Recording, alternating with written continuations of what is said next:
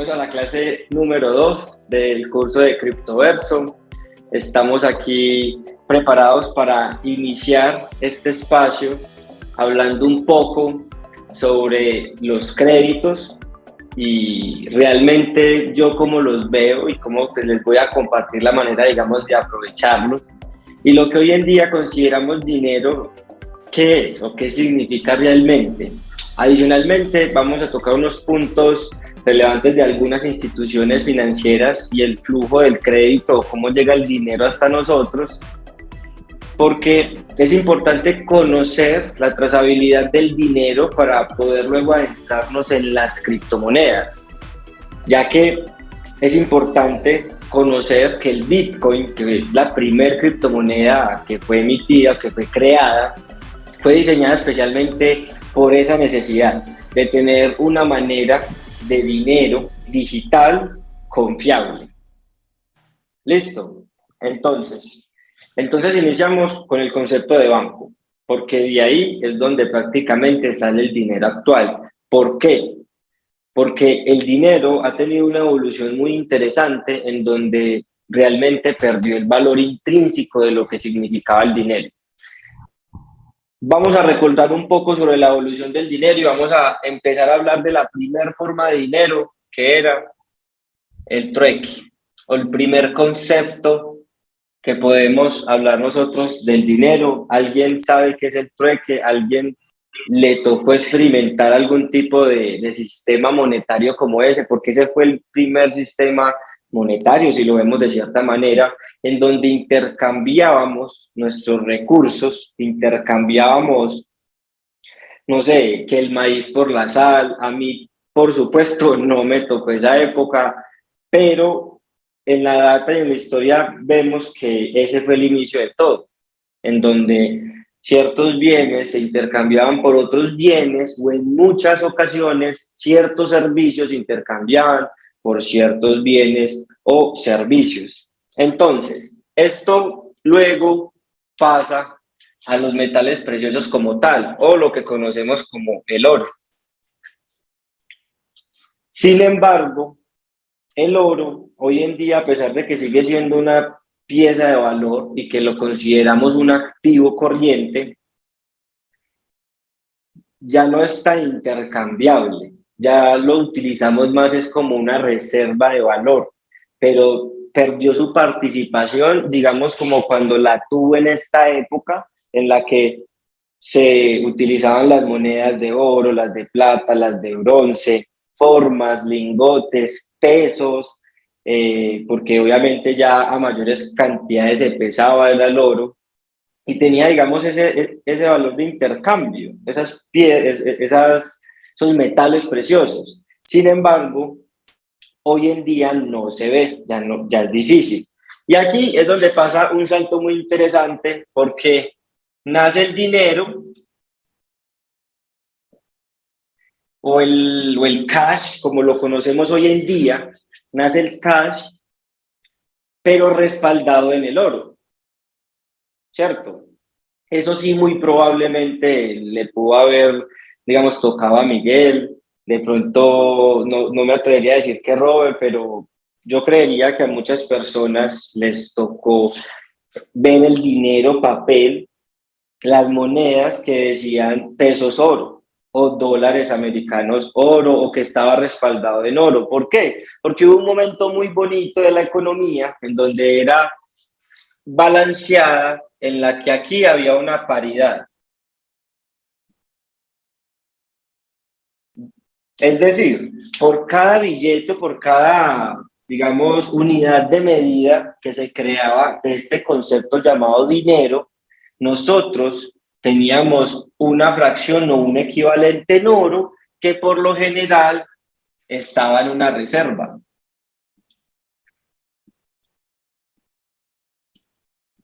¿Cierto? O sea, entonces aquí es donde nosotros evidenciábamos y experimentábamos como seres humanos, porque a mí no me tocó pues individualmente, que el oro tenía una paridad con el dinero, por lo tanto el dinero en esa época era una reserva también, porque si tú tenías ese dinero, si tenías ese cash, ese flujo, pues podrías asegurar o podrías afirmar que también tenías ese oro en una reserva que por lo general estaba en un banco. Entonces, ¿cómo funcionaba esa transacción?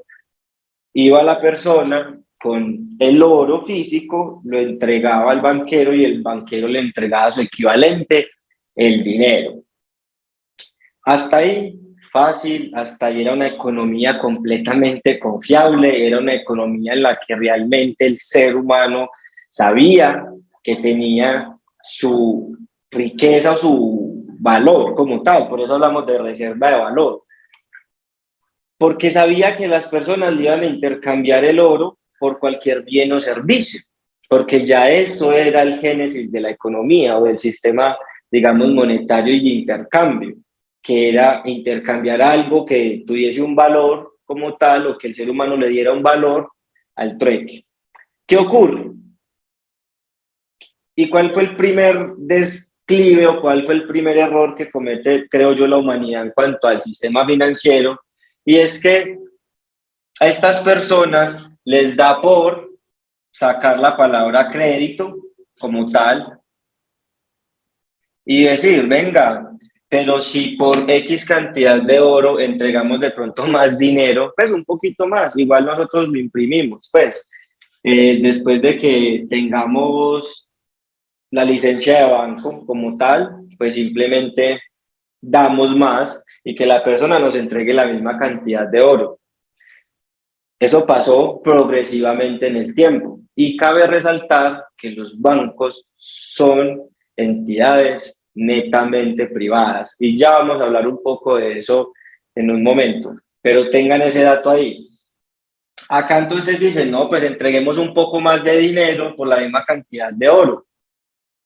Y ahí es donde nace este sistema, o sea, en esa pequeña idea nace este sistema que está basado en deuda. ¿Y por qué es bueno hablar de esto? Para entender por qué las criptomonedas tienen un valor o por qué las personas o cierta comunidad, cierto tipo de personas encuentran un valor en esas monedas digitales, porque de cierta manera aquí el dinero empieza a perder esta paridad, ya no tiene esta paridad. Entonces, ¿qué ocurre? Este sistema funciona en el que existía dinero y sacaban crédito, pero con las mismas reservas de oro. Sin embargo, todo decía que era basado en oro. O sea, obviamente esto pasó muy underground, eso no pasó públicamente hasta ese momento. Sin embargo, lo siguieron haciendo. ¿Esto qué creó? Esto creó un desbalance. ¿Por qué? Porque con el tiempo, algunos países, algunos bancos, le empezaron a exigir a otros bancos, como la Reserva Federal o el Banco Principal de Estados Unidos, venga, es que tú me has entregado cierta cantidad de dólares y la verdad es que yo tengo ganas de que usted me muestre el equivalente al oro que me lo respalda, o sea, que me respalda esa cantidad de dólares que usted me ha entregado, porque yo le estoy pagando intereses sobre esa cantidad de dólares.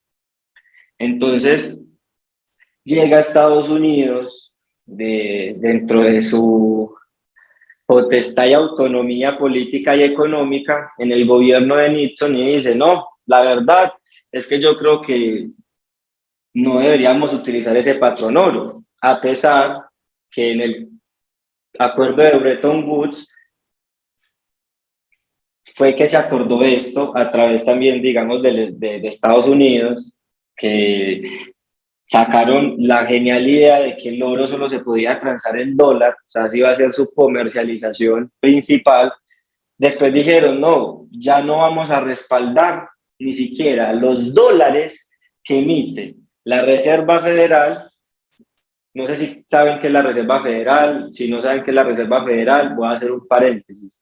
Resulta que después de la Gran Depresión de 1929, Estados Unidos crea la Reserva Federal con el fin de controlar la inflación y ser, digamos, un ente regulador de los mercados incluso financieros, o sea, de encargarse de tomar las políticas monetarias de Estados Unidos.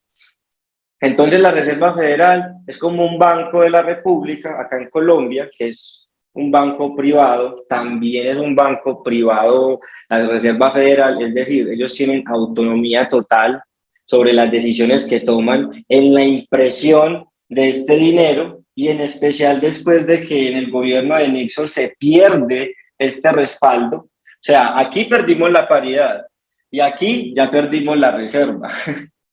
Entonces miren cómo el génesis del sistema monetario se pierde a medida que pasa el tiempo y especialmente cuando nace el crédito. Porque el crédito, ¿qué es básicamente? Imprimir billetes, o sea, literal hundir un botón, e imagino, en el Banco de la República y salen los billetes con las firmas que debe tener y eso ya es dinero.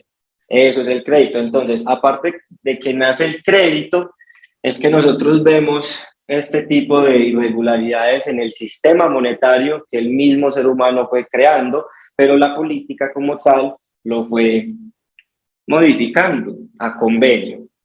Entonces, hasta este momento me sigue. ¿Está clara la información? Por favor, colóquenme ahí en el chat si estamos claros, si vamos viendo la verdad que ha pasado con el sistema monetario, si ya sabían también esta información, si es nueva. Bueno, entonces, hasta aquí vemos cómo el dinero que tenemos hoy en día prácticamente se convirtió en papel.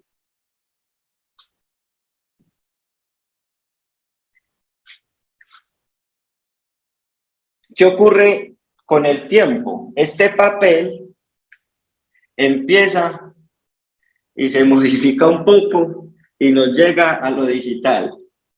O sea, ya ni siquiera papel, ya se volvió un dígito, o sea, un binario, algo que desde una computadora hacen y enseguida se refleja en otra computadora o otro monitor y ya tenemos que depender de la vericidad de los estados financieros de los bancos que realmente tengan la solvencia para hacer esas transacciones y mostrar esos números. Digamos que aquí ya en lo digital perdemos más aún, digamos, ese control de lo que realmente considera el dinero.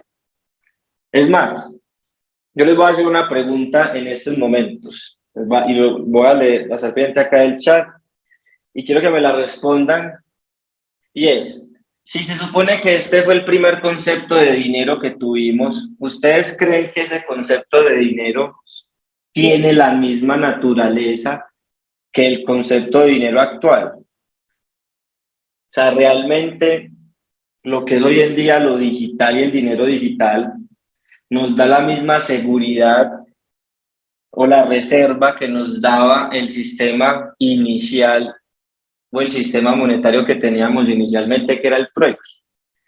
¿Qué opinan ustedes de eso? Qué vuelta.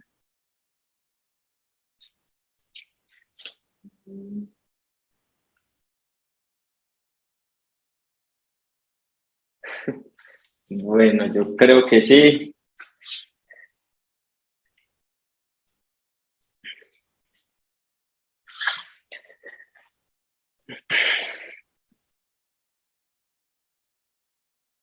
Entonces, esto se los comparto con qué fin.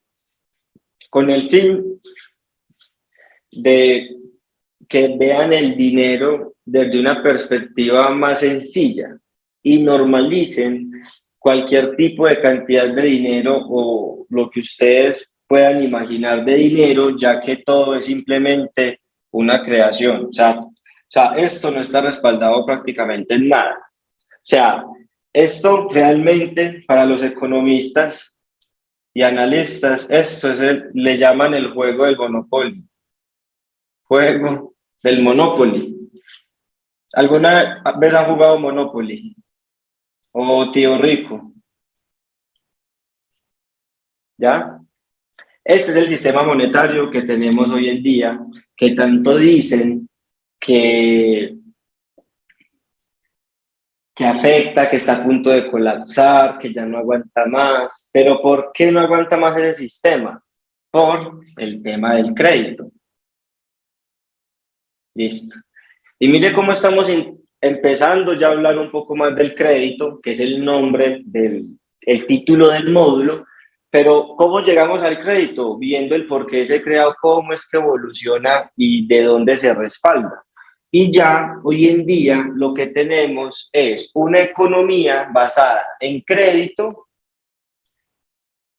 y todo es digital. O sea, es un crédito que se crea digital.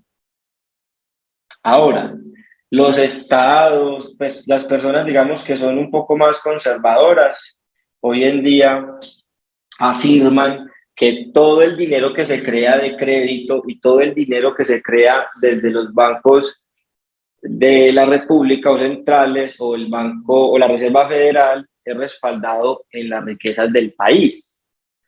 Lo que no entienden ese tipo de personas, o no sé si es que no lo ven, y yo se los comparto, es que por lo general el crédito de un país excede el Producto Interno Bruto del mismo. Y recordemos que el Producto Interno Bruto, para los que de pronto es la primera vez que escuchan este concepto, que es el PIB, el Producto Interno Bruto es prácticamente la economía de un país, es como lo que vale un país como tal. Listo. Entonces, de acuerdo a lo que es el Producto Interno Bruto, nosotros podemos ver que en ocasiones, como en Colombia, esto es 7 veces más grande que el PIB. O sea, nosotros debemos 7 millones por cada millón que valemos. O sea, endeudados hasta no más a ver. Y lo otro es que esa deuda, o sea, Colombia está endeudado de crédito de la Reserva Federal, que pues lo podemos llamar la FED. La Reserva Federal, las siglas son la FED,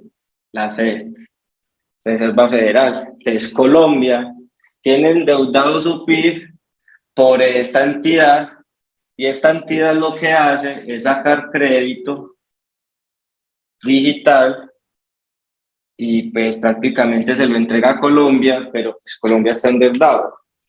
Entonces acá podemos sacar una afirmación muy interesante y es que Colombia, por ejemplo, está súper endeudado con un país que le hace llegar dinero que él mismo imprime o que él mismo crea en el sistema, porque eso es algo que se hace con la aprobación de la Reserva Federal de crear tantos trillones de dólares y de esos trillones que crean de la nada es que le empiezan a dar sí, a dar los bonos o empiezan a dar ese dinero a los bancos centrales, bancos comerciales, se van yendo toda esa cantidad de dinero que ya va digital, o sea, se va obviamente digitalmente, de pantalla en pantalla, todo ese dinero hasta que llega pues a su beneficiario final, pero al final de todo, ¿qué es? Todo es deuda, o sea, esta clase está enfocada en el crédito y esto es lo que es el dinero como tal. Ahora, para resumir, voy a borrar eso para hacer el resumen del flujo del crédito y responder a esa pregunta, porque esa pregunta es la pregunta que está en el título del módulo. Es el flujo del crédito. Listo. Y es lo siguiente. A mí me gusta ser muy didáctico con las explicaciones, por eso uso el tablero y por eso un tablero tan grande. Y es, normalmente sale la F. Ay, mira, quedó muy mojado el tablero.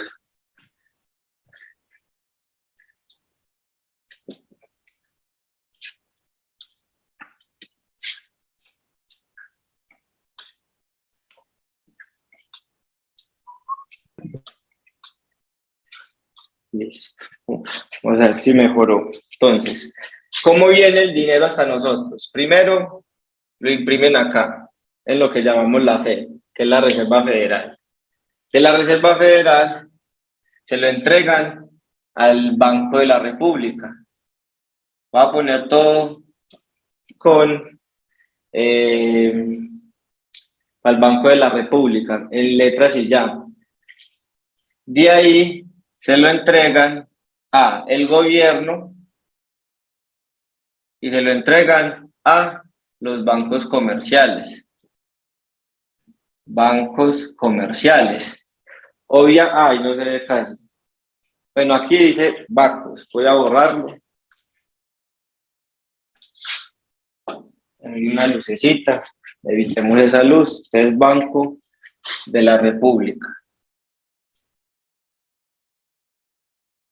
Un ejemplo.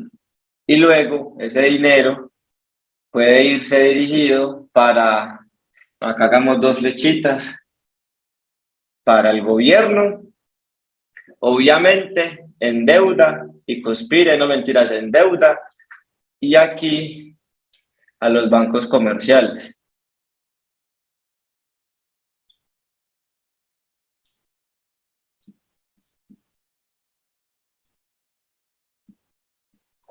Y se fue a los bancos comerciales. Del gobierno, luego viene y se va prácticamente para el país, como tal en inversión pública, y la otra se va para la sociedad, pues la sociedad o la comunidad, en auxilios y cosas pues como tal. Y pues obviamente hay dinero que se va en otras cosas, pero pues ese no es el punto ahora. País, sociedad. Y en los bancos centrales, prácticamente de los bancos comerciales, o Banco de la República, que es un banco central, bancos comerciales se va a los usuarios. Bueno, venga, miremos a ver, que los usuarios son, sí, dejémoslo así, los usuarios son las empresas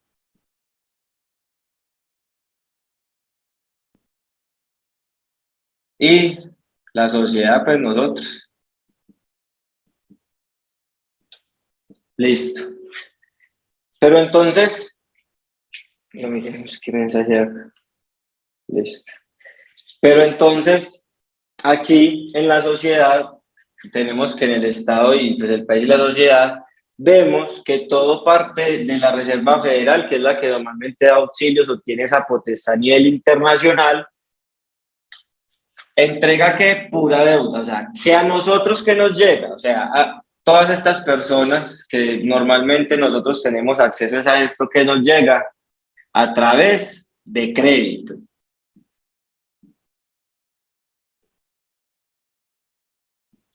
De ahí es que sale el crédito. Empieza en la impresora, no mentiras, empieza en la Reserva Federal como tal, que inicia con crédito y termina aquí. Los usuarios que ese crédito finalmente lo pagan con la materia prima.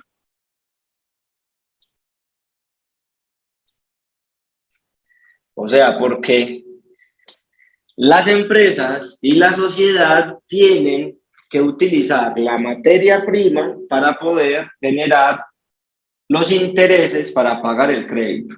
¿Por qué? Porque ellos obviamente aquí van a necesitar intereses, pues tienen que pagar esos intereses. Esos intereses, que es esto así más o menos. Listo. Entonces, como hay que pagar intereses, hay que trabajar la materia prima. Esa materia prima la trabajamos para pagarle a los bancos comerciales, para que los bancos comerciales puedan pagar la deuda al Banco de la República y que el Banco de la República pueda pagar a la deuda con la Reserva Federal, que es la que desde hace más de 100 años viene prácticamente a las riendas de la economía de Latinoamérica y pues mucha parte del occidente. Ahora, ¿por qué hablamos de un poco de lo del crédito? Porque esto es lo que nos va a permitir cambiar o al menos conocer la realidad de lo que es el dinero y no tenerle miedo al crédito, porque el crédito no es un enemigo. Al crédito no hay que tenerle miedo. El crédito sí es una responsabilidad, pero no debemos seguir huyéndole. No debemos seguir corriendo del crédito, no nos debemos alejar del crédito. ¿Por qué? Porque el crédito es lo que nos permite apalancarnos.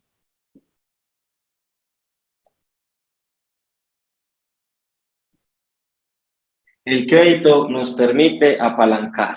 Nosotros del crédito tomamos provecho y ahí es donde nosotros empezamos, no a ser víctimas de este escenario en el que la sociedad por lo general trabaja para poder pagar ese crédito, porque no es un secreto que la mayor parte de la población de Latinoamérica, y yo diría que de todo el occidente, por lo general, a raíz del crédito es que consiguen casa, consiguen carro, normalmente esa cuota, no sé, pues me desmentirán ustedes, y consumo con tarjetas de crédito, se dan paseos. Digamos que a raíz de esto es que la mayor parte de la población genera ese tipo de activos corrientes, pero hay que tener en cuenta que esto mismo que hacemos con el gasto, que la mayor parte de la población utiliza, nosotros debemos verla es para apalancarnos. ¿Por qué? Porque en ocasiones se han presentado personas y yo he sido ese tipo de personas en el pasado que no nos endeudamos si no es para conseguir algo. No, es que yo me voy a endeudar porque pues voy a hacer mi crédito hipotecario para pagar mi casa. O sea, ahí sí me endeudo a 15, 20 años de una. Me endeudo de una porque es para pagar mi casa, no es que yo tengo que asegurarlo. Muy bien, muy respetable. Ah, es que yo voy a sacar mi carro en un plan a cuotas, porque es que, parce, yo quiero mi carro, tal cosa, te metes 6, 8 años para el crédito de un carro, lo pagas, trabajas para pagarlo y estás chévere en tu carro, satisfacción momentánea, pero te demoras 8 años pagándolo, 5, 6, todavía no has terminado de pagar la casa. Ah, es que me quiero ir a conocer Punta Cana, me quiero ir a conocer Cancún, quiero conocer San Andrés, no conozco San Andrés, no, parce, pues venga, no, los tiquetes están baratos, pasemos una tarjeta de crédito, pongas a 60 cuotas y vámonos a pasear, porque nos lo merecemos. Ahí sí utilizamos el crédito. No, venga, saquemos una moto, venga, saquemos tal cosa, yo voy a sacar el televisor, la nevera y la lavadora en Flamingo, o en el Costo, o en el Éxito, porque es que ellas también me brindan crédito. No, qué belleza. Para llenarnos de cosas materiales, vemos el crédito como una opción, pero para oportunidades de negocio o simplemente para ver en qué invertir, no vemos el crédito, lo ignoramos porque le tememos de cierta manera y no encontramos una recompensa inmediata como lo es una casa, un carro, una moto, un viaje. ¿Por qué? Porque si esto lo tenemos, luego lo pagamos de una, ¿no? Yo trabajo mes a mes y yo saco para la cuota, pero no tenemos de pronto esa idea de esa misma cuota pagarla, pero tener ese dinero invertido en algo. No es que yo voy a tener esa plata ahí en mi cajón porque de pronto me salió un negocio esta semana y voy a pagar el interés de mi salario. Pero por un bien material sí lo hacemos, para una inversión de pronto no. Entonces, primera conclusión que nos quede quedar de toda esta información que hemos visto y es los bancos centrales, el Banco de la República de Colombia, que es de la República, son entidades privadas. La Reserva Federal son entidades privadas. Pueden decirle, pueden buscar en Google, no, es 50% del Estado, 50% anónima. Pueden encontrar, no, es 100% del Estado, pero eso es desinformación. La realidad es que el Banco de la República lo fundaron una sociedad anónima, prácticamente, o sea, y que fue constituida por bancos nacionales, bancos extranjeros y personas naturales, pero anónimas, como con 10 millones oro, si no estoy mal. La Reserva Federal también fue fundada como por 12 bancos y todos los bancos son comerciales, todos son entidades privadas. Ese es el sistema. El crédito viene de la impresión de dinero, no está respaldado en ninguna materia prima, pero nosotros utilizamos la materia prima para pagar el crédito. Muy bacano ese sistema.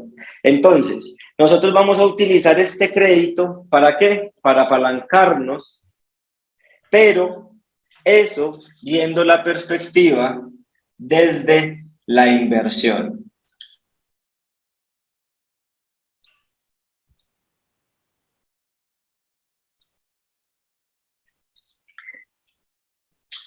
¿Es posible apalancarse desde el crédito para invertir? Sí, porque literalmente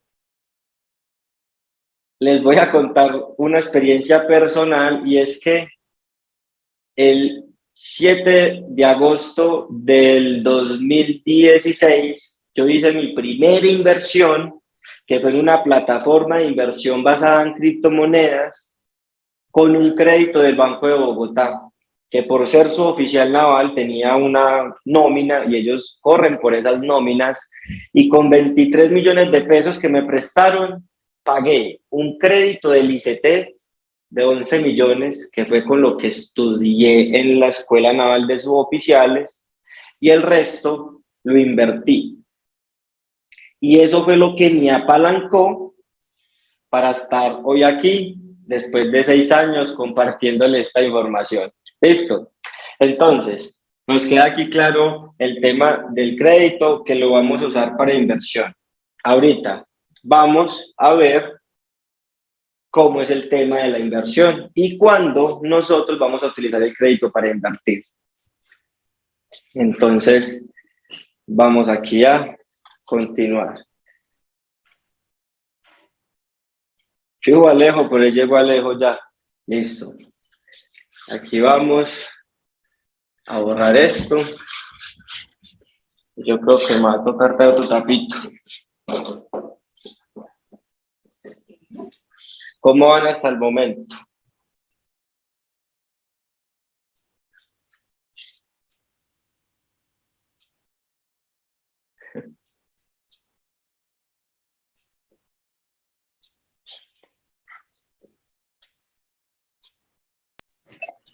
Bien, Mauro, bien. Me alegra.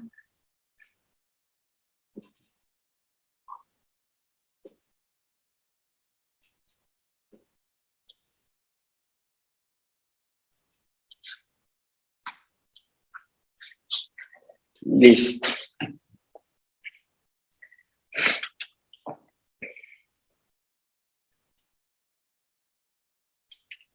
Hay dos tipos. Entonces, crédito para inversión.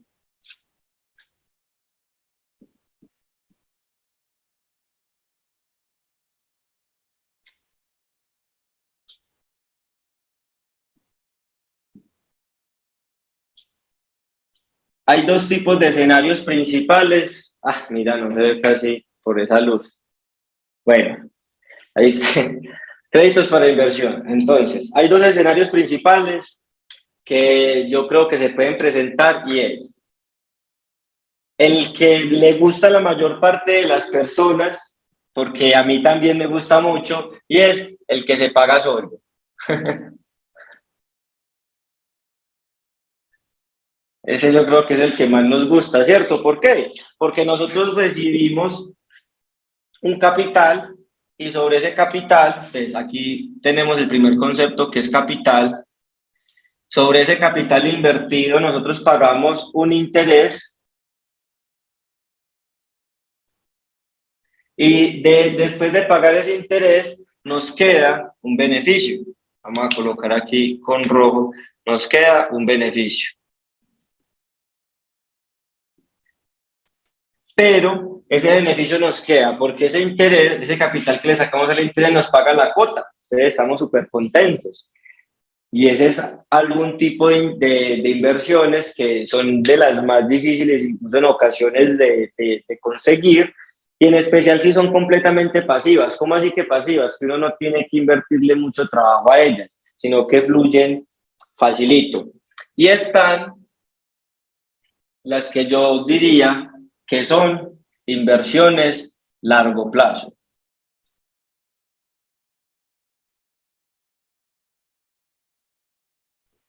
Entonces, estas no generan un interés en el corto plazo, sino que lo que hacen es que al invertir el capital, nosotros tratamos de sacar un X2, o sea, multiplicar ese capital, o un X3, puede ser, o lo que se presenta en las criptomonedas, que es un X10 a veces, y más, pues, en ocasiones más que X10. Ahora, ¿cuál es la diferencia? Que este beneficio que obtenemos aquí es a corto plazo y esta que vemos aquí es a largo plazo. ¿Cuál es mejor que la otra? Yo personalmente no considero que haya ninguna mejor que la otra. O sea, yo considero que, no sé si consideran ustedes una mejor que la otra. Lo importante, ¿cuál es? Lo importante es que las dos nos van a dejar beneficio y las dos las vamos a usar a partir del crédito. O sea, las vamos a usar a partir de la inversión. Entonces, yo les voy a colocar un ejemplo de ambas. Resulta que el crédito que yo hice hace 6 años fue en una plataforma que me rentabilizaba a mí mensualmente un 6, un 7%. Entonces, ocurría que el capital que yo había sacado como tal en el crédito era de 24 millones de pesos. Entonces yo con esos 24 millones de pesos, al momento de tener una tasa de interés muy baja, porque la tasa de interés estaba más baja del 1%, el interés era menos del 1%, la cuota me quedaba más o menos, ya les digo, que yo les voy a compartir un simulador de créditos para que simplemente puedan hacer esta operación fácil. Ahorita se las muestro y se las comparto. Entonces resulta que yo a un crédito de 60 cuotas de 24 millones tenía que pagar mensualmente un promedio de cuota de 533 mil pesos.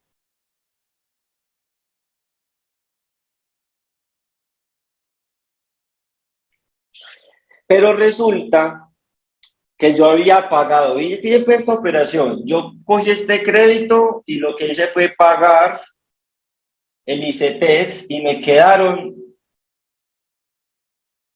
13 millones de pesos, sí, 13 millones de porque pagué 11.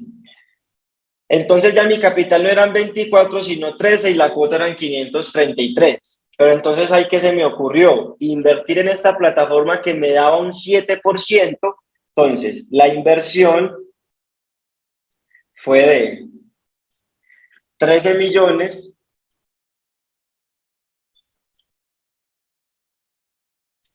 a un promedio mensual más o menos del 7%, pero pues digamos que no me daba el 7, me daba el 6, el 6.5, el 7, bueno, pongamos que el 6%, un interés del 6, no, pero la voy a acá abajo, del 6%,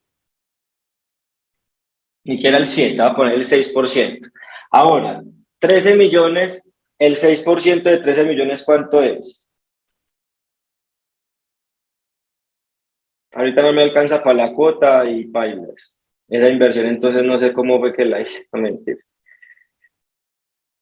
Resulta que el 6% de 13 millones son 780.000. Con estos 780.000 lograba cubrir esta cuota, me quedaba un beneficio y a la vez estaba liberando el capital, porque estaba a 6 años esa deuda. perdón, 60 meses, a 5 años estaba esta deuda. O sea que con una inversión de 13 millones, porque los otros 11 millones pagué otra deuda, entonces logré invertir estos 13 millones, me daba para pagar la cuota, me quedaba un beneficio y a la vez estaba liberando el capital. Esto es un ejemplo de cómo podemos hacer este tipo de operaciones. Mauricio, es que yo quiero hacer esa operación mañana. Amigo, no. ¿Por qué? Porque todavía no sabes cómo de pronto sacar ese 6%. Entonces, si haces esta operación y no tienes cómo sacar ese 6%, probablemente cuando tengas que empezar a pagar las cuotas sin generar ese porcentaje, pues te vas a ofuscar, vas a poder salirte de control, invertir mal y pues embarrarla. Entonces, digamos que tampoco es muy fácil, o sea, tampoco es que sea muy sencillo hacer este tipo de cosas, pero pues al final lo sencillo nunca funciona. Por eso es que estamos haciendo, digamos, este curso. Y pues si yo lo he hecho, pues ustedes también pueden hacerlo, ¿cierto? Pero este es el ejemplo de un crédito que se puede pagar solo.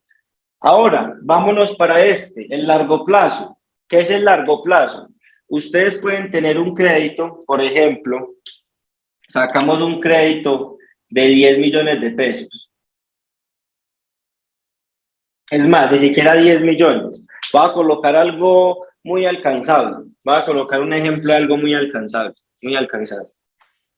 Y es que con 5 millones de pesos, que es una capacidad crediticia que tienen la mayor parte de las personas que tienen una actividad laboral o que al menos se les interesa hacer ese tipo de cursos, tienen la capacidad adquisitiva de hacer este curso, manejan capital, piensan manejar capital. Es decir, una persona que tenga una mentalidad distinta a la de la multitud tiene la posibilidad de adquirir 5 millones de pesos de un crédito de libre inversión.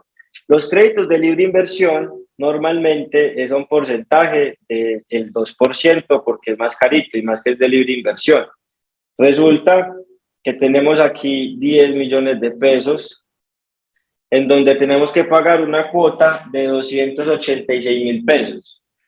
Entonces ponemos acá cuota de 282.000 pesos.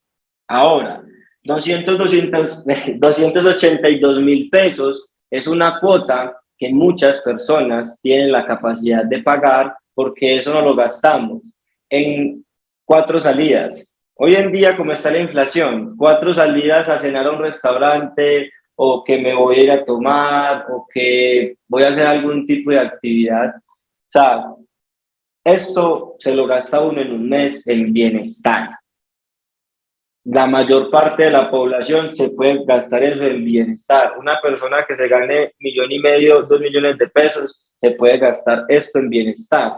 Pero ¿qué pasa si yo, por lo contrario, asumo, digamos, el pago de esta cuota del crédito, pero utilizo el capital para invertir en un momento como ahora, en donde las criptomonedas en su mayoría están en un bajo precio e invierto esos 5 millones y al término de 3 años, por ejemplo, o sea, yo por ejemplo aquí voy a pagar estos 5 millones con una cuota de 282.000 pesos a una tasa de interés del 2%, que es altica. No que las tasas de interés ahorita están altas.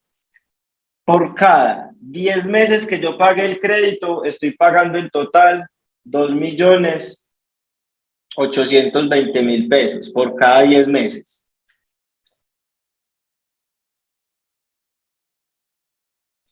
Pero ¿qué ocurre? Que esta inversión yo la puedo hacer más o menos en estos momentos, yo la presupuestaría a 3 años. A 3 años.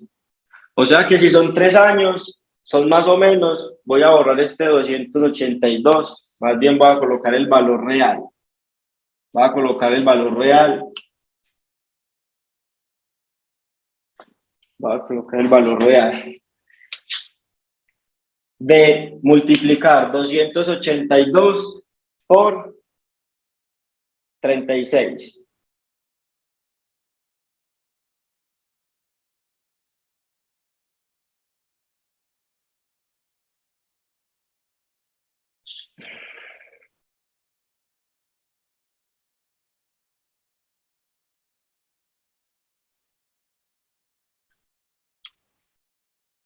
Que serían en total 36 meses,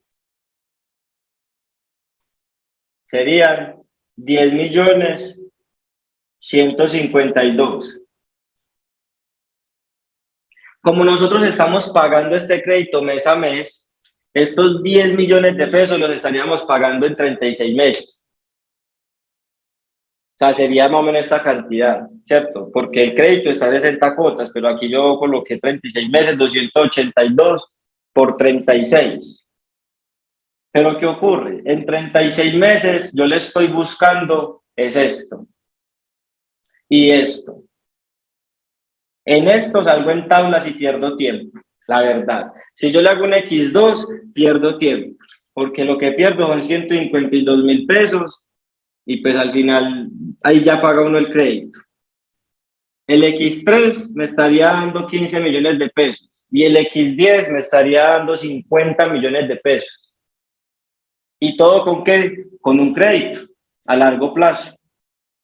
Ahora, nosotros podemos decir, no, Mauro, es que yo prefiero el que se paga solo porque me está dejando a mí una rentabilidad directa. Pero yo qué les digo, las dos son igual de buenas. Si usted tiene la posibilidad de hacer las dos, gol. Si tiene la posibilidad de hacer esta, hágala. ¿Por qué? Porque usted en 36 meses, tomando una decisión hoy, dejando el bienestar a un lado, podría sacarse 50 millones de pesos. Yo, por ejemplo, lo estoy haciendo. ¿Y saben qué es lo más interesante de la situación? Que es muy probable que estos 5 millones de pesos le puedan bajar. ¿Por qué? Porque como usted está haciendo la inversión a 36 meses, en estos 36 meses, ¿el mercado qué hace? Sube, baja, sube. El mercado de la criptomoneda baja, vuelve y baja más, sigue bajando. Por aquí, y cuando está por aquí en un punto en donde ya todo el mundo dice, se cayó, eso es una estafa, eso no sirve para nada, termina repuntando y aquí la gente inexperta vuelve y compra. Bueno, ya luego vamos a ver de eso, pero este tipo de inversiones son igual de buenas a estas. Yo, por ejemplo, en el 2019, antes del bull run del 2021, hice una inversión muy buena con una moneda llamada IOTA y otra moneda llamada Ripple. Compré esas monedas más o menos en 0.17, 0.20 centavos de dólar, o sea, 0.20 más o menos. Y para el 2021, ambas monedas estaban por encima de 1.7 dólares. Es decir, hice aproximadamente un X10 con una y un X9 con otra. Y fue bajo esta modalidad. Y el crédito y la cuota que pagaba por eso, lo pagué. En estos momentos, yo he tomado algunas posiciones para el próximo bull run del 2025-2026. Miren las fechas 2025.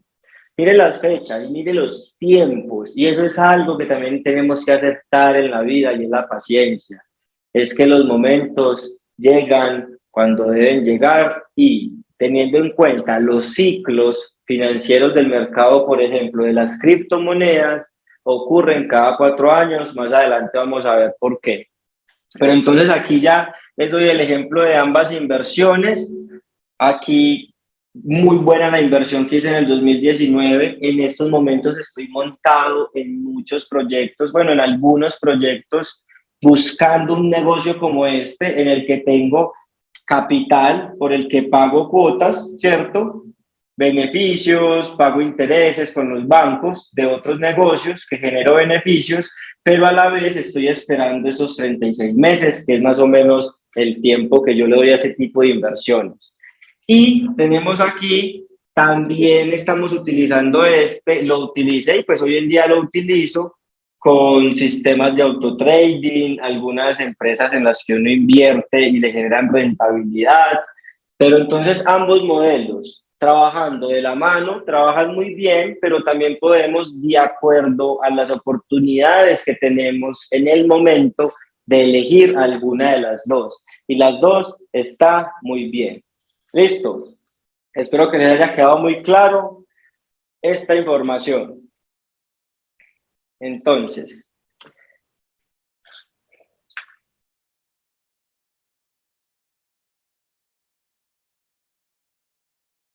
listo. Entonces aquí ya hemos concluido esta parte del crédito, desde su historia hasta cómo ejecutarlo, unos modelos reales de inversión. Se los digo reales porque yo los ejecuté, los ejecuto y los voy a seguir ejecutando.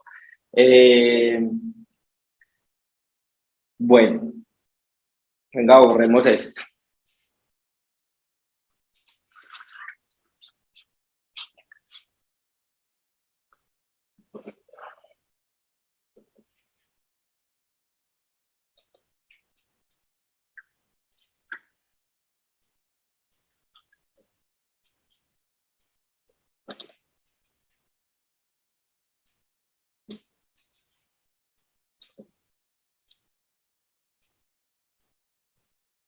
La plantilla de Excel para los créditos se las voy a enseñar ya porque es muy sencilla de usar y se las voy a enviar por Excel. Listo. Igual es súper sencilla.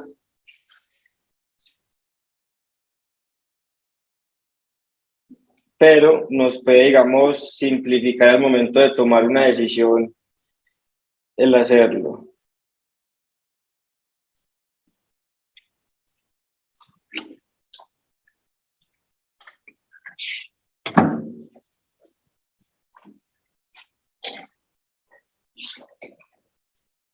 Listo.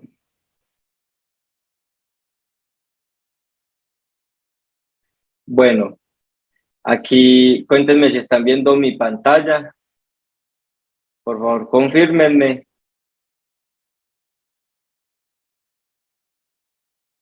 Si están viendo aquí un Excel de rapidez. Bueno, pillen. Esta plantillita, cuando ustedes tengan oportunidades o negocios o les presenten alguna empresa, algún negocio, algo que ustedes digan, uy, vale la pena y a sacar un crédito, ustedes lo que hacen acá es cambiar el valor, por ejemplo, 24 millones, que era el ejemplo ahorita, al 1% y acá le tira la tasa, a las cuotas que ustedes quieran pues que sea, que quieren que sean a 36, 60, 72, etcétera. Cabe resaltar que a mayor tiempo la cuota disminuya, pero se pagan más intereses. Listo. Aquí entonces yo se los voy a compartir y les va a quedar como una herramienta para que puedan utilizarla en cualquier momento. Listo. Con este tema acabamos lo que es crédito, lo que es finanzas personales. Espero que les haya gustado mucho este módulo como tal. Vamos entonces ahorita a iniciar con lo que es la tecnología blockchain. ¿Listo? Vamos entonces para tecnología blockchain.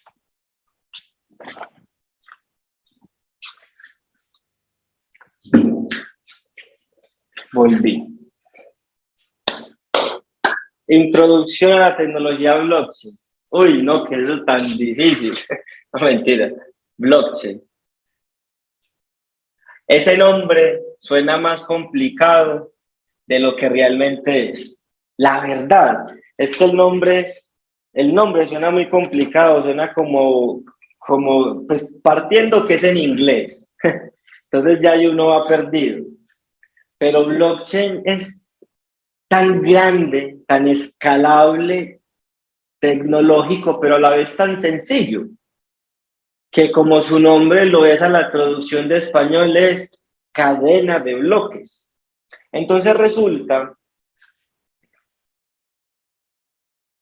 Resulta que la cadena de bloques, como obviamente su nombre lo indica, es un bloque,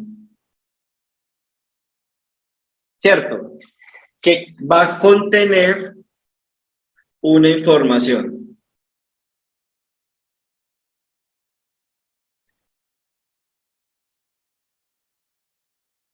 ¿Listo? Esa información va a estar almacenada en este bloque. Vamos a colocar un ejemplo. El día, hoy que es la fecha, hoy es el día 16 de noviembre, a las 7 de la noche se encontraba Miguel, Alejandro, Dayana, Mauricio, Robert, aquí reunidos viendo el curso de Criptoverso. Estaban todos en línea, todos estaban conectados en la plataforma Zoom, todos estaban contestando los mensajes. Digamos que ese momento y toda esa información queda almacenada en este bloque.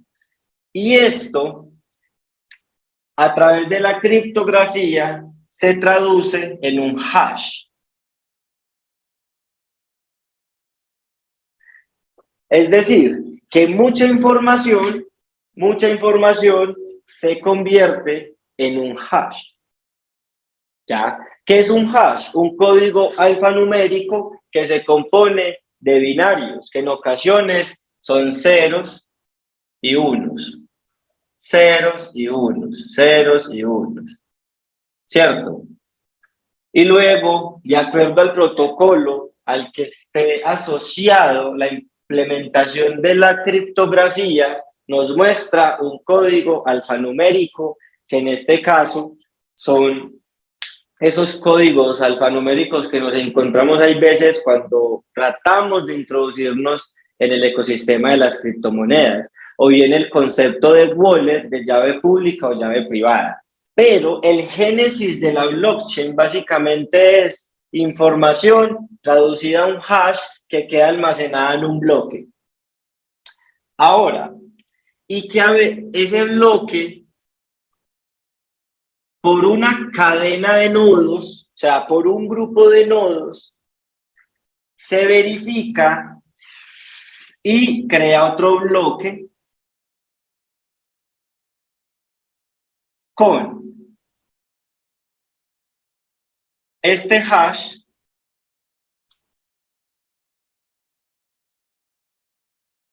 y cuando yo estoy diciendo que con este hash, ¿qué significa?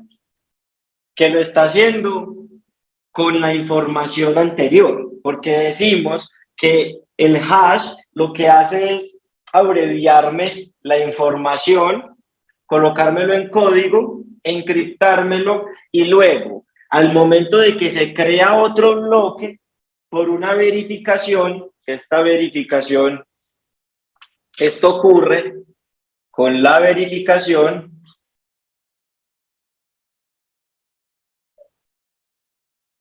que ahí es donde entra el papel importante de la famosa minería o staking, porque ya vamos a hablar un poco de eso. Entonces llega esta información, la verificación, y cuando los nodos dicen, uy, está ok, porque son muchos nodos que verifican la información, dice, está ok, entonces pasamos esta información al siguiente bloque. Pero en el siguiente bloque, ¿qué está pasando? Está quedando información nueva. Entonces le vamos a llamar hash sub 1. Entonces este bloque contiene la información del bloque anterior y a la vez me está creando nueva información. Pero entonces ahí viene la primera característica y el primer beneficio que nos permite tener la tecnología blockchain. ¿Y cuál es? Que no se puede modificar sin un consenso. Es decir, la información de este hash, este bloque, por sí solo no puede modificarse. O sea, no puede modificarse adrede. tiene que tener la aprobación de este otro bloque. ¿Cómo la ven? O sea, necesita que las dos partes estén de acuerdo. Y así también ocurre con el hash 1. El hash 1, a pesar de que es el más nuevo, el bloque 2, que es el más nuevo en crearse, no puede modificarse sin que esté de acuerdo el primero. De momento me han entendido. Por favor, lo necesito un poco pendientes del chat porque esta parte me parece ya un poco más adentrada a lo que es la tecnología, entonces vemos conceptos nuevos que quizás no hayamos escuchado antes, pero quiero que lo veamos de una manera muy práctica y por eso trato de hacerlo de manera tan didáctica, para que podamos entender qué es lo valioso de la blockchain.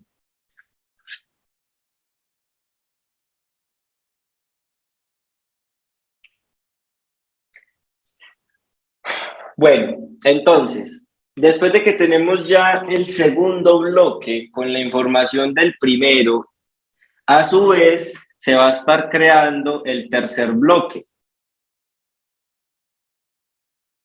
en donde ya vamos a tener el hash sub 1, o sea, en este tercer bloque tenemos el hash sub 1, pero a su vez el hash sub 1 contiene la información de este bloque y la información de este bloque. Pero entonces aquí solo pasa el hash sub 1 y aquí entonces ya nos aparece el hash sub 2. Y así es la naturaleza de la tecnología blockchain. Entonces, cuando nosotros vemos las características de la tecnología blockchain, entonces vemos primero que no se puede modificar sin tener la aprobación de todos los nodos que interfirieron en la verificación de estos bloques. Por lo tanto, la información de ninguno de estos tres bloques se puede modificar a menos que los tres bloques estén completamente de acuerdo. Y asimismo es que se van creando nuevos bloques de manera pues infinita prácticamente hasta que ya se minan los últimos bloques, pero pues eso ya es prácticamente dependiendo de la aplicación en la que se esté colocando esa blockchain como tal. Listo. Entonces, pues básicamente esto es la tecnología. Esta es la cadena de bloques. Literalmente es una cadena de bloques de información. Entonces, vámonos para el primer caso de uso de esa blockchain. ¿Cuál fue el primer caso de uso? Lo que sí todos conocemos o hemos escuchado, el que nos va a hacer ricos, Bitcoin. El Bitcoin. Resulta que entonces yo voy a borrar aquí estos conceptos que se llama hash, voy a borrar esto que se llama información para ver el primer caso aplicable de esa blockchain. Ah, no, las flechitas no las debía haber borrado, solo hash. Hash. Hash. Y hash.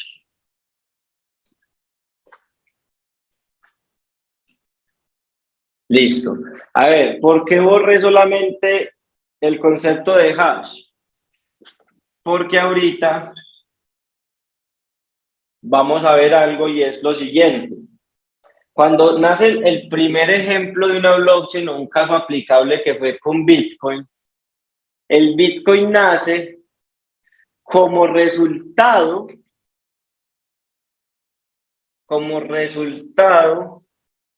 del proceso de verificación. ¿Y quién realiza esta verificación? esta verificación la realizan unos usuarios que se llaman los mineros.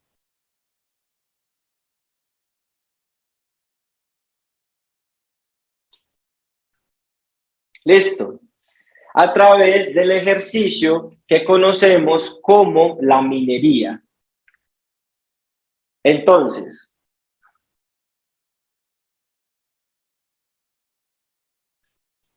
cada 10 minutos, o sea, con el Bitcoin, en la blockchain de Bitcoin, cada 10 minutos se genera un nuevo bloque. Es decir, cada 10 minutos aparece un bloque de estos.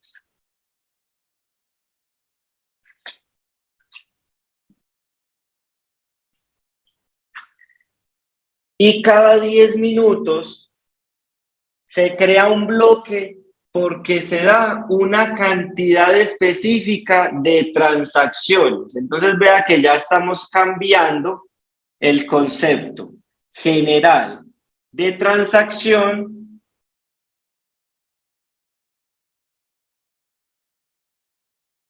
de Bitcoin.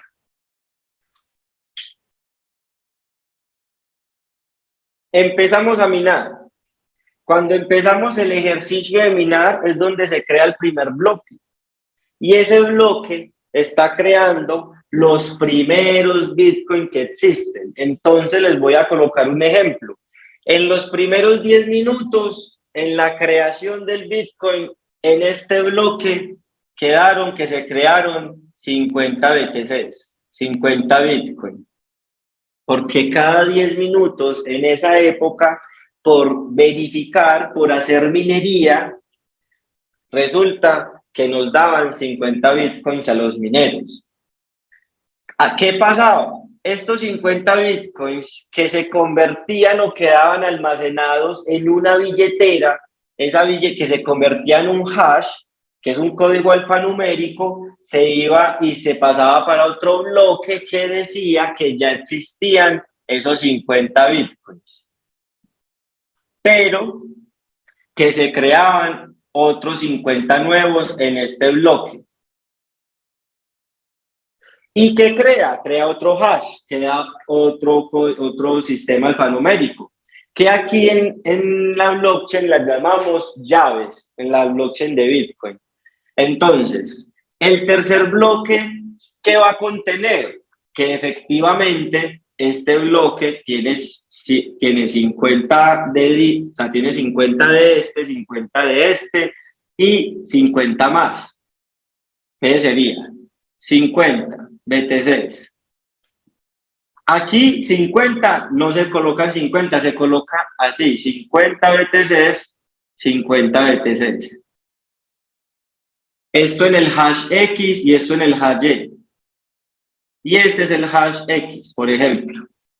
Y en este nuevo bloque hay otros 50 BTC que sería hash Z. Fíjate tan chévere esto. Ahora, ¿por qué les coloco este ejemplo con los BTCs? Para que entonces encontremos la segunda característica muy importante de la tecnología blockchain, y es que aplicada al sistema financiero de Bitcoin no se puede robar o no se puede falsificar. O sea, los Bitcoins no se pueden falsificar o no se pueden crear algunos nuevos. ¿Por qué? Porque la misma red verifica los Bitcoins que hay en el momento. O sea, es imposible que a vos alguien te envíe un Bitcoin falso o que te metan como un billete falso. ¿Qué ocurre? No, eso aquí no ocurre porque estos Bitcoins ya están en una red que garantizan que si este hash va a ser un envío, ya sabe de dónde sacarlos. O sea, un ejemplo. Si yo le voy a enviar bitcoins a Alejandro, por ejemplo. Alejandro, te voy a enviar 50 bitcoins. Lo que pasa es que se crea un nuevo bloque.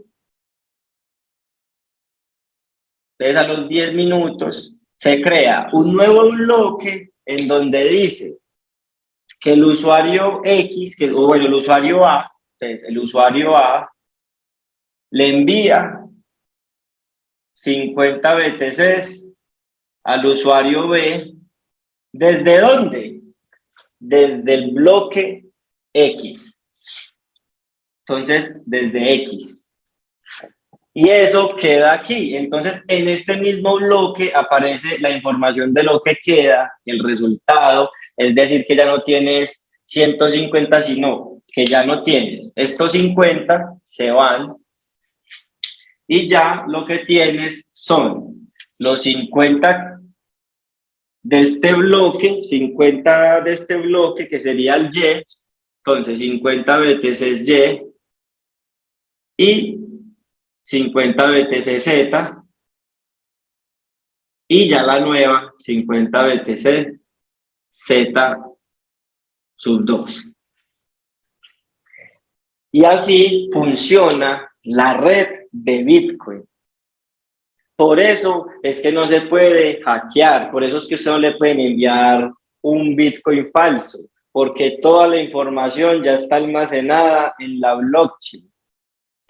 Ahora, tercer característica de la blockchain, muy importante, y es que todo esto que pasa, queda almacenado en hash, que son códigos alfanuméricos. Cuando ya empecemos a hacer transacciones ahorita y empecemos a ver, vamos a encontrar puros códigos alfanuméricos.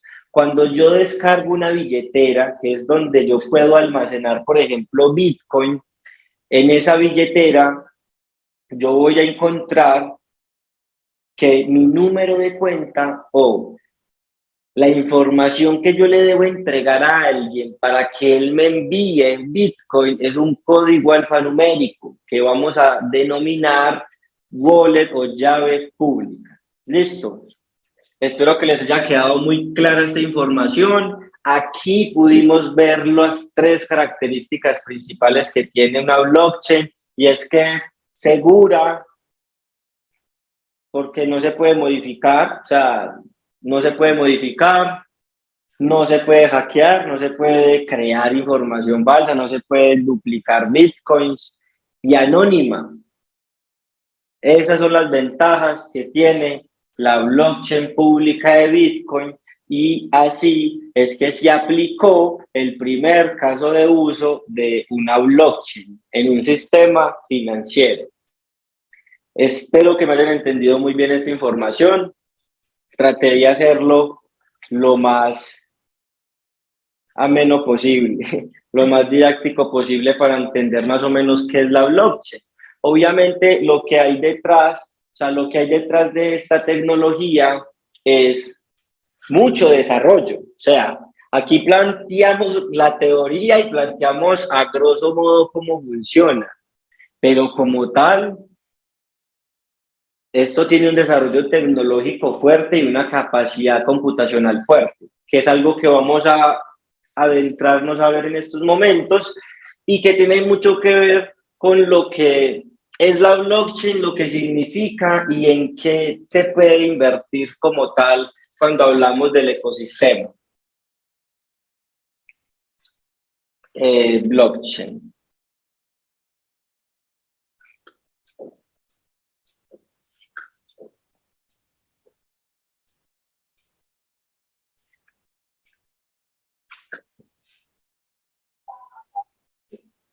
Ahora, el ecosistema de la blockchain y de Bitcoin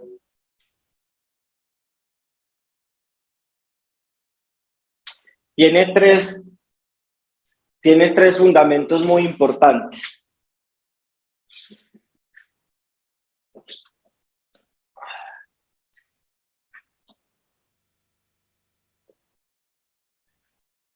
Listo.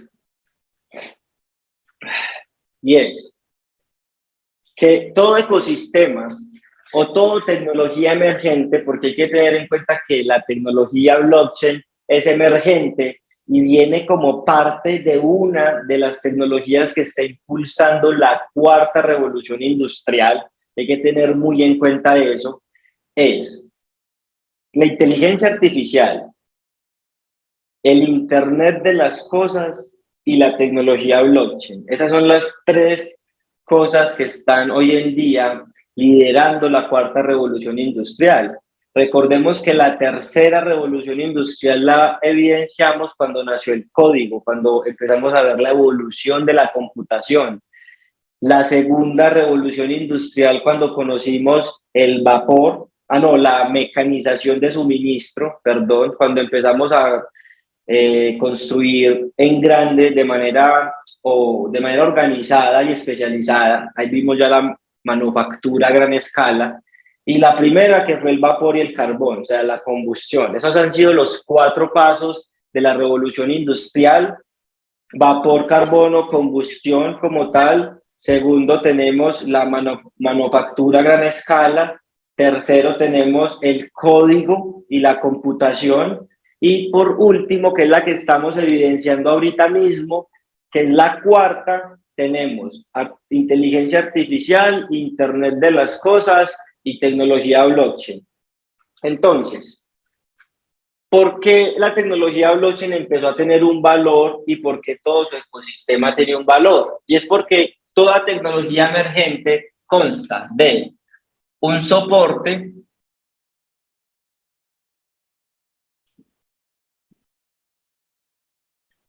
una tecnología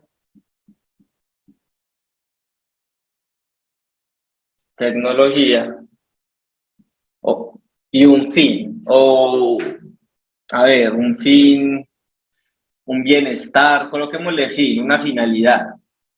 Listo, una finalidad mejor, finalidad. ¿Por qué?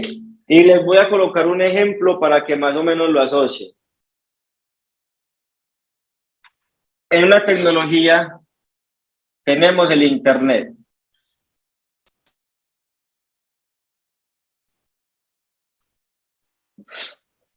El Internet prácticamente cambió los 90 y con el Internet la finalidad que teníamos era la conectividad.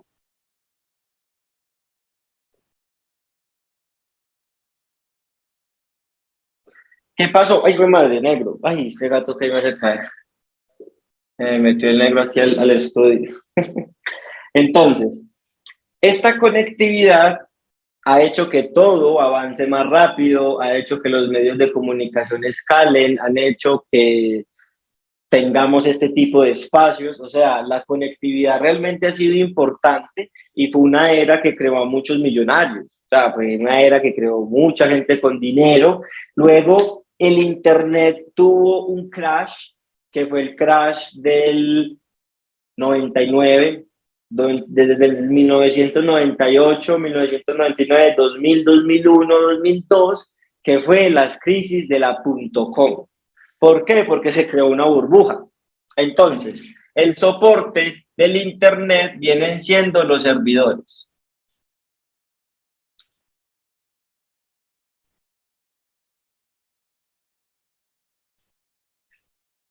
Ahora, ¿por qué les comparto yo este ejemplo del Internet? Y es para que tengamos, digamos, historia y eso nos permita tomar decisiones al momento de presenciar la aparición de una nueva tecnología y todas las ventajas o todas las recompensas que uno puede obtener por tener esas ideas claras. Y es que hoy en día las empresas más ricas del mundo son las empresas que brindan los servicios de servidores. ¿Los servidores qué son? Son unas máquinas que podemos encontrar en racks, los cuales contienen pura memoria y almacenan toda esta información. Todo esto que grabamos, que nos escribimos, que nos compartimos, todos los colores que vemos en el computador, o sea, toda la información que hoy en día tienen las entidades gubernamentales, bancarias, entidades privadas, o sea, toda esa información que está en la nube está almacenada en servidores.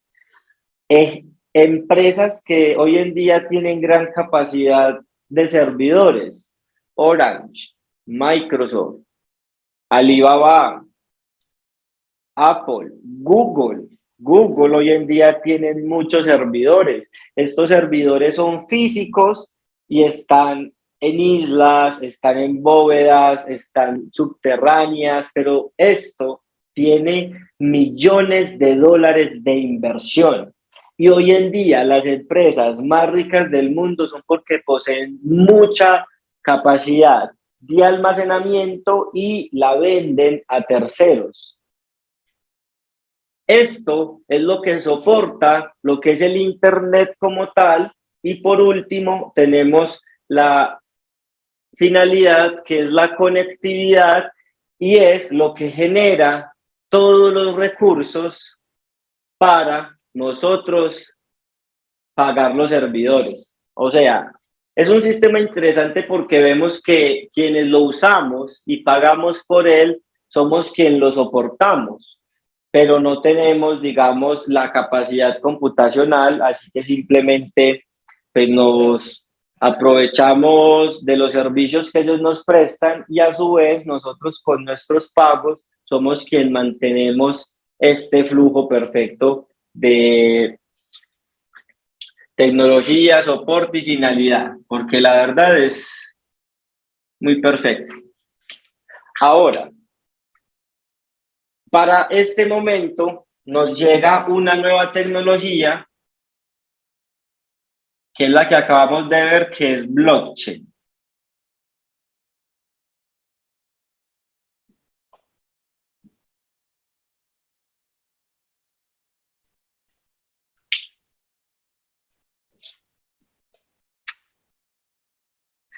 Listo. Ahora, blockchain,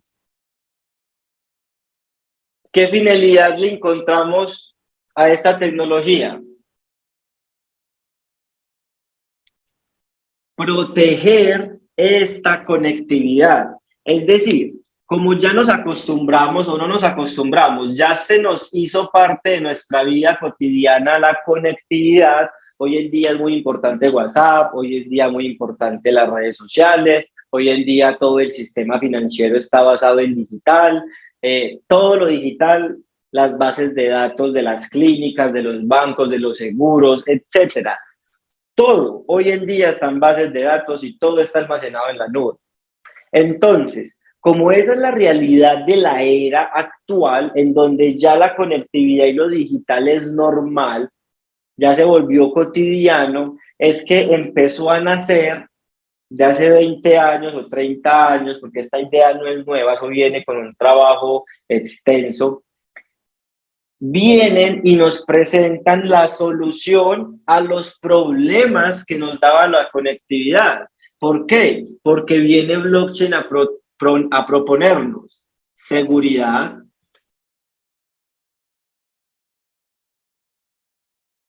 viene a proponernos anonimato,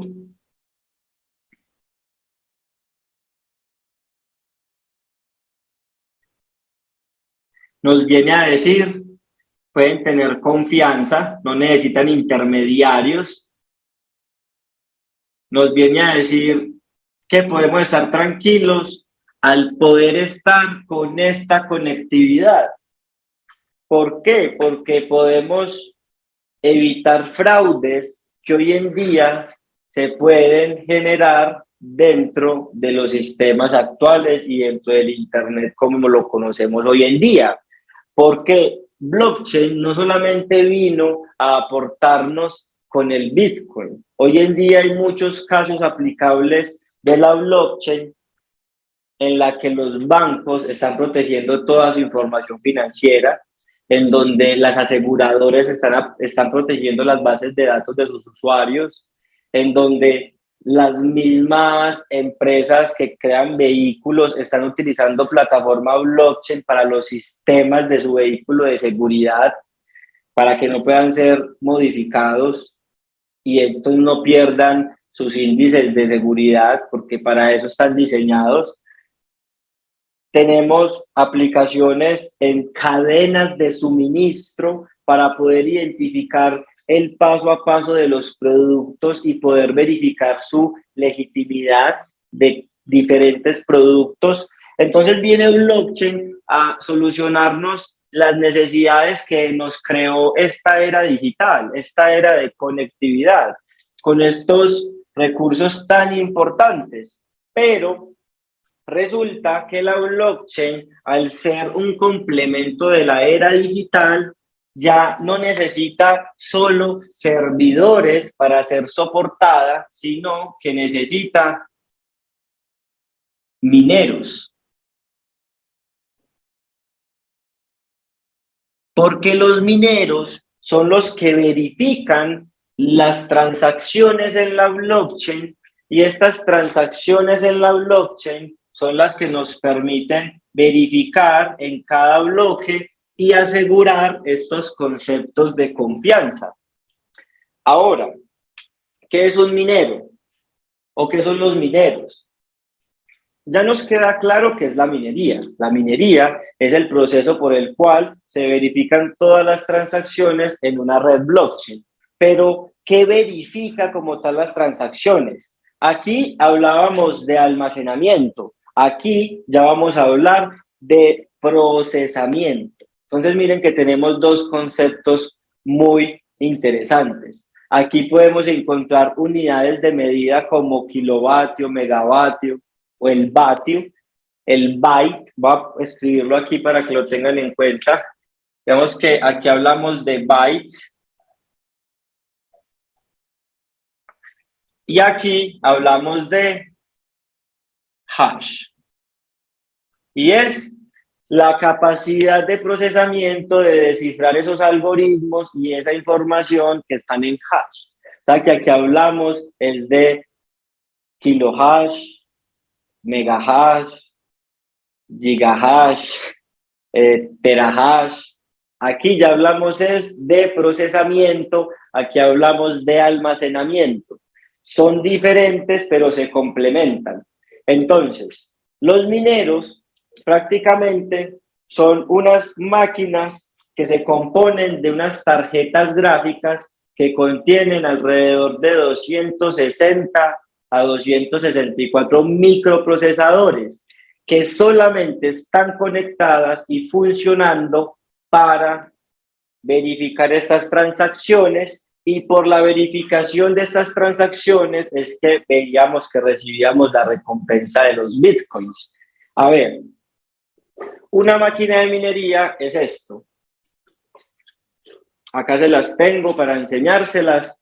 Esta máquina se compone de las tarjetas gráficas aquí que podemos ver.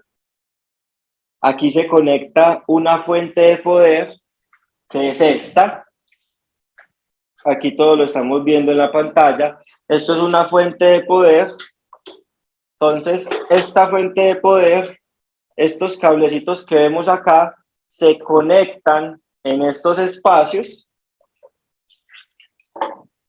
Posteriormente, aquí tenemos una entrada UTP, que es para conectarlo en internet. Listo. Aquí tenemos el espacio pues para la lógica de la máquina, que aquí como tal tiene el protocolo, que es lo que mina la máquina. Se conecta la board, es la tarjeta board, aquí a las tarjeticas que tienen los procesadores, y esto conectado al internet, a la energía, empieza a funcionar. Se activan estos dos ventiladores que tienen a ambos lados, que son estos. Suena muchísimo, no lo voy a encender ahorita porque suena muy duro. Puedo incluso crear quizá un corto, pues un corto no, pero un apagón, porque es una carga de 3.2 kilovatios por hora. Es decir, esto consume más o menos lo que consumen 30 neveras de las últimas que consumen de 120 a 130 vatios, perdón. Esta consume 3.250 más o menos.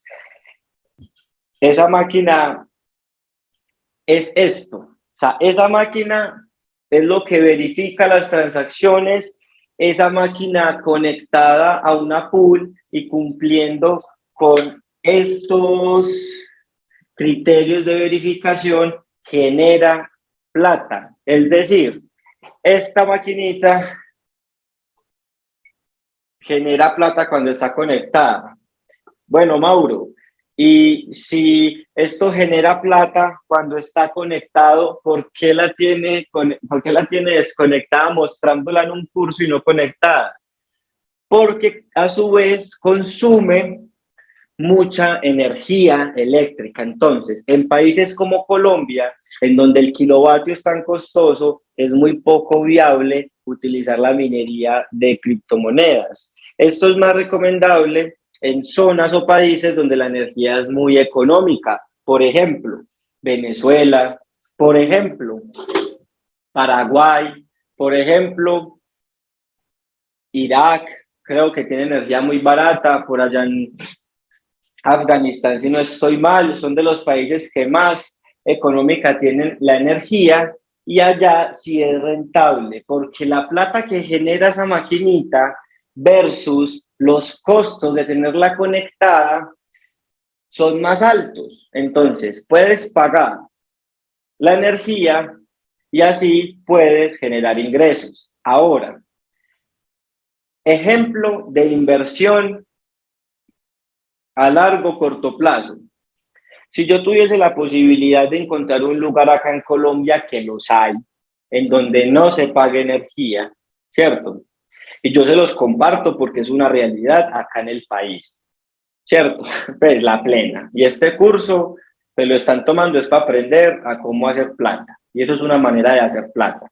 Si ustedes tienen la posibilidad de encontrar una zona en donde no paguen energía, porque como se los digo, existen y yo incluso los he usado en momentos, ustedes pueden hacer un montaje de minería y es una inversión muy buena. ¿Por qué? Porque usted está produciendo plata, está produciendo criptomonedas, simplemente con capacidad computacional y con costos energéticos nulos. Ahí es un negocio redondo.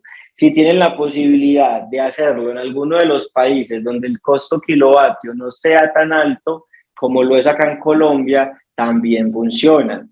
Si tienen empresas o amigos que tengan convenios con las empresas que promueven aquí la energía, y les dan precios preferenciales, también pueden hacer el cálculo para poder llegar a decir cuánto es que le puedo yo rentar a una máquina de estas. Ese negocio es muy bueno. Yo he tenido montajes poco convencionales en esos lugares en donde la energía por ciertas condiciones es gratuita y me he podido apalancar. Es algo intermitente porque por lo general en la planeación de las ciudades, siempre a medida que avanza la nomenclatura y avanzan las necesidades de colocar servicios públicos, llegan los contadores y llegan ya esos controles municipales en cuanto al consumo de energía. Pero de resto es muy buena inversión, es dinero que entra literalmente diario, esas máquinas diario te dan una recompensa. Listo, ténganlo en cuenta. Las máquinas toca importarlas, las máquinas se compran por lo general directamente de proveedores como Bitmain, que son los proveedores número uno y prácticamente la casa fabricante más grande de ese tipo de equipos. Es importante que cuando vayan a comprar equipos de minería lo hagan con personas que tengan ya experiencia de importación y que tengan experiencia en este tipo de transacciones para evitar una estafa. No es recomendable comprar este tipo de equipos a terceros que no conozcan o que no tengan buenas referencias por páginas de internet.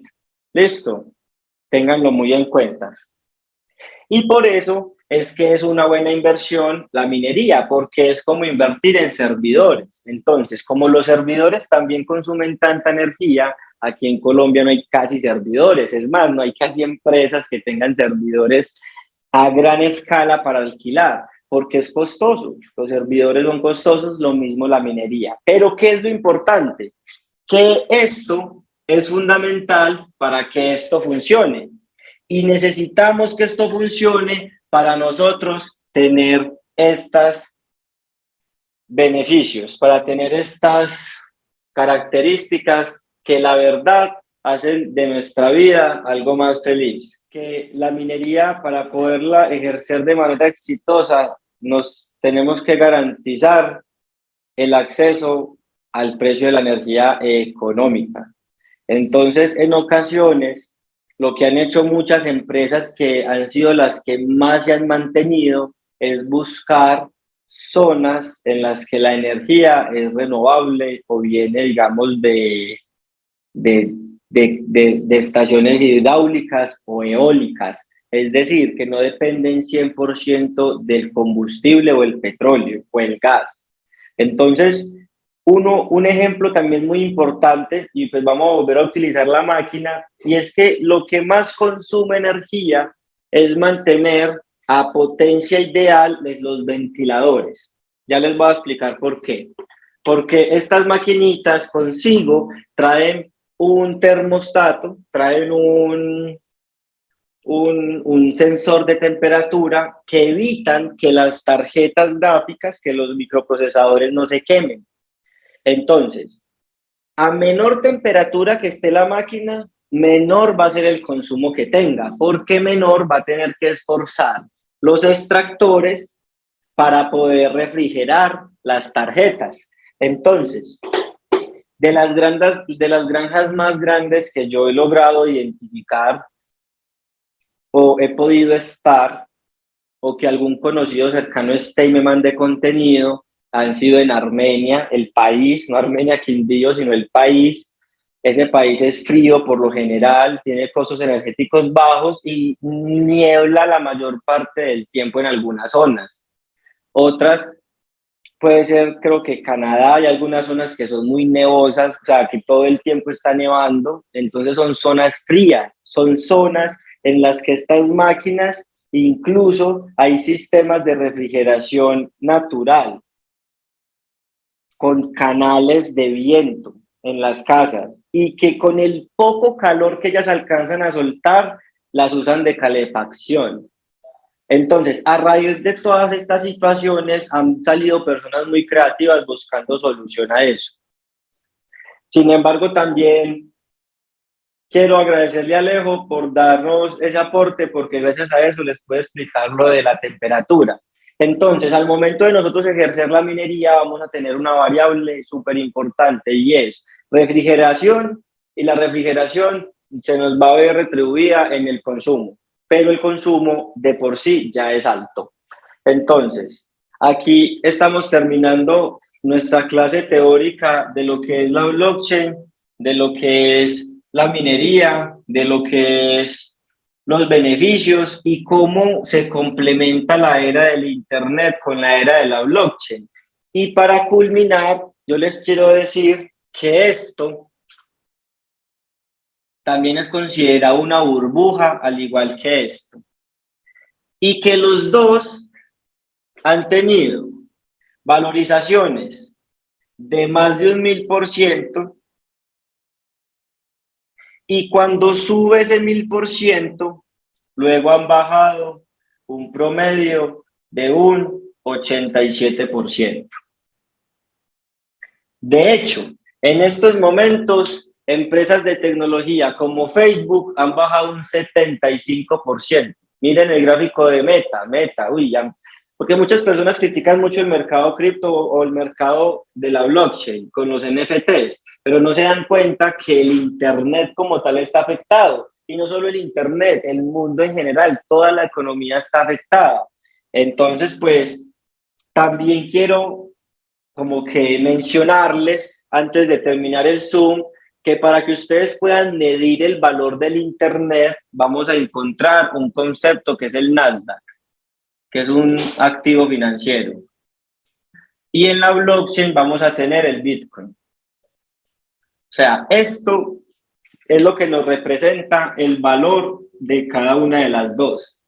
El Nasdaq tuvo su primera caída fuerte en el crash de las .com, muchísimas empresas quebraron, es algo que ha pasado con el Bitcoin cada 4 años, muchas empresas quiebran, muchas personas quiebran, pero luego vuelve y sube. Lo mismo ha pasado con el Nasdaq, lo mismo ha pasado con el Internet. Pero, ¿cuál es una de las conclusiones más bonitas? Y es que la mayoría de los millonarios actuales son millonarios porque se apalancaron del Internet. Y en los últimos 10 años han salido una nueva oportunidad de millonarios apalancados en la tecnología blockchain. Entonces, esos son datos muy relevantes que tenemos que tener en cuenta y que tenemos que valorar de la gran oportunidad que tenemos en este ecosistema. Hoy ya vimos la primera, que es la minería. Listo. Ya entonces voy a terminar aquí. Hay una página muy interesante, les voy a compartir aquí pantalla. Les voy a compartir pantalla, que es un buscador en donde nosotros podemos ver en tiempo real qué es la blockchain de Bitcoin, que era lo que estábamos pues ahorita como que socializando. Entonces, si nosotros nos vamos aquí a blockchain.info, es la página que nosotros vamos a utilizar para buscar transacciones. Entonces yo le voy a dar acá donde dice Explore.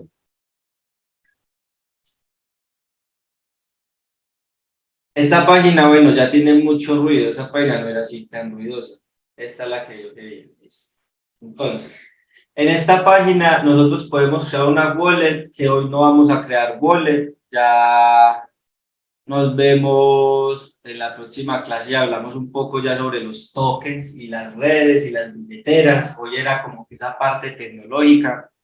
Y aquí nosotros podemos ver en la red las transacciones que se han dado en tiempo real. Vean, esto como tal es el libro contable de la blockchain. Por ejemplo, aquí estamos viendo las últimas transacciones de bloques de Ethereum, que es la segunda criptomoneda más importante hoy en día en el ecosistema. Entonces, lo que nosotros veíamos que era un bloque, que era un hash es una wallet. Yo puedo ir aquí a este hash y ver lo que contiene. Puedo ver el número de bloque. Nosotros ahorita dibujamos 3 bloques. Este es el bloque número 15.986.579. Y a su vez, en este hash, en la parte izquierda, podemos ver todas las transacciones que han ejecutado dentro de este hash, dentro de este bloque, dentro de esta billetera, que es una billetera de Binance, porque acá podemos incluso ver que es una, que este bloque lo minó Binance, o sea, este bloque lo minó Binance, es decir, ellos fueron los que se ganaron la recompensa, y pues aquí podemos ver el valor que tiene hoy en día ese bloque, es de $36,000, todo lo que ha enviado, o sea, nosotros podemos ver toda la información, y ahí nosotros entonces conocemos una nueva característica de lo que es la tecnología blockchain, y es la claridad de la información, o sea, y que es pública. Cualquier persona que quiera puede ver esta información, puede ver acá toda la información de Bitcoin, los bloques, podemos ver la capitalización que hoy en día está comercializando, el cambio, el precio actual y la recompensa. Hoy no hablamos de un concepto muy interesante que es halving, nos queda pendientes para la próxima clase que vamos a adentrarnos con esto, y es la recompensa. Mira que nosotros ahorita hablábamos de 50 bitcoins por cada bloque minado, y la verdad es que hoy en día ya solamente se minan 6.25 bitcoins. Empezamos con 50 en el 2009, hoy en día solo se gana 6.25 por cada bloque descifrado. Eso es una gran diferencia, ya luego les voy a explicar cómo afecta eso el precio, porque es que yo, a pesar de esta crisis y esta bajada de las criptos, sigo siendo un total creyente y sigo invirtiendo en él. Listo, acá ese es el algoritmo que utiliza, eso también pues nos toca verlo la próxima clase como tal. que vamos a ver los tres tipos principales, que es el CHA256, el RC20, que es el de Ethereum, y el RC20, que es el de Tron, porque son las criptos que más vamos a utilizar en nuestra cotidianidad con las criptos. Listo. Nos quedan 5 minutos, voy a abrir este espacio para si tienen alguna duda o alguna observación de esta clase del día de hoy, si les quedó clara la información, si entendieron qué es blockchain o por favor háganme saber si es lo contrario.